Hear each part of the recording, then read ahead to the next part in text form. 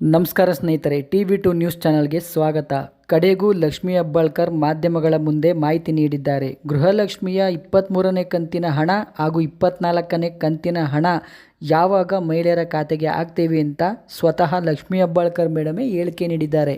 ಸ್ನೇಹಿತರೆ, ಯಾರೆಲ್ಲ first time TV2 news channel ನೋಡ್ತಾ ಇದ್ದೀರಾ, ದಯವಿಟ್ಟು ಸಬ್ಸ್ಕ್ರೈಬ್ ಮಾಡಿಕೊಂಡು ನೋಡಿ. ಸ್ನೇಹಿತರೆ, ನಿಮ್ಗೆಲ್ರಿಗೂ ಗೊತ್ತಿರೋ ಹಾಗೆ ಈ ಹಿಂದೆನೇ ಸಚಿವೆಯಾದ ಲಕ್ಷ್ಮೀ ಹೆಬ್ಬಾಳ್ಕರ್ ಮೇಡಮೇ ಮಾಧ್ಯಮಗಳಿಗೆ ಹೇಳಿಕೆ ನೀಡಿದರು.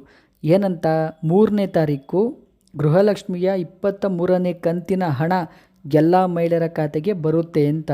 ಅದು ದೀಪಾವಳಿ ಟೈಮಲ್ಲಿ ಹೇಳಿಕೆ ನೀಡಿದರು.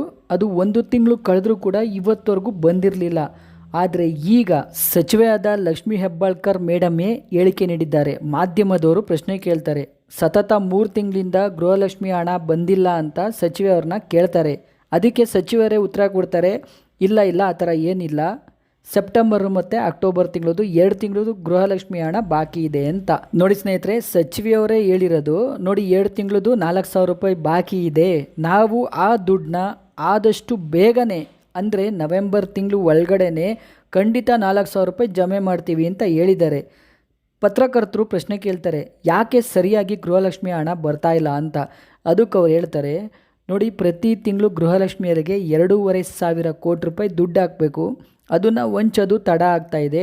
ಅದಕ್ಕೆ ಸರಿಯಾದ ಸಮಯದಲ್ಲಿ ದುಡ್ಡು ಹಾಕೋಕ್ಕಾಗ್ತಿಲ್ಲ ಅಂತ ಅವ್ರು ಹೇಳಿಕೆ ನೀಡಿದ್ದಾರೆ. ನೋಡಿ ಸ್ನೇಹಿತರೆ, ಸಚಿವೆಯಾದ ಲಕ್ಷ್ಮೀ ಹೆಬ್ಬಾಳ್ಕರ್ ಮೇಡಮ್ ಇನ್ನೊಂದು ಹೇಳಿಕೆ ಕೊಡ್ತಾರೆ.